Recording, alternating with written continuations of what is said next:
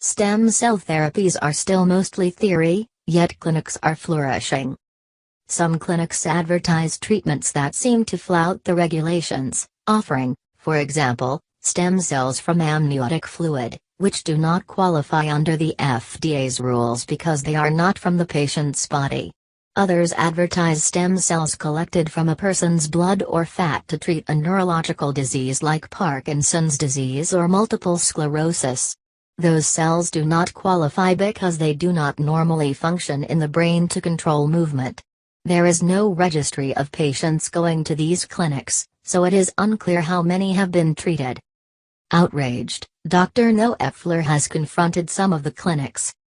"I have spoken to the clinics and they say, okay, you have lectured me about FDA regulations, but I have been doing this for years and never heard a peep from the FDA. They see it as a tacit green light," Dr. Noeffler said. On their websites, the clinics promote anecdotes and videos of happy patients. One clinic that uses stem cells to treat neurological diseases has a video of a patient, Barbara, and her husband on its website. She says she has multiple sclerosis and reports marked improvements after stem cell treatments, like driving again for the first time in years. "I feel so blessed that I have gotten better from the procedure," she says.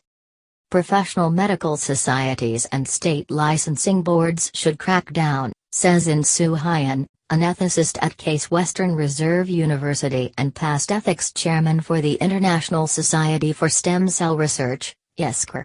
After all, he said, the stem cell clinics employ doctors, and doctors have a duty to offer patients evidence-based medicine.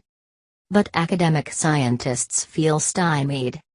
Dr. George Q. Daly, a stem cell researcher at Harvard Medical School and a past president of the International Society for Stem Cell Research, explained, "At ISCR, we have spoken fairly aggressively about the false claims, but we have no enforcement power." The group has its own website, A Closer Look at Stem Cells, that tries to caution patients, but Dr. Daly acknowledges it is no match for the clinic websites. "The problem is a bit like the whack-a-mole game," he said. Some scientists want to counter the clinics by fighting anecdotes with anecdotes. Anecdotes are undeniably powerful. We journalists use them constantly. Nearly every story about a study of a new drug or treatment includes the obligatory patient, often with a photograph. Medical centers use them routinely in advertising: the grinning cancer patient praising a cutting-edge treatment, the person with a knee replacement crowing about how wonderful life is without constant pain. They are not the sort of evidence that would convince a scientist, but they are memorable in the way a study's findings may not be. The problem is that patients who have had bad experiences and even those who, while not harmed, spend tens of thousands of dollars to no avail rarely report back to academic scientists.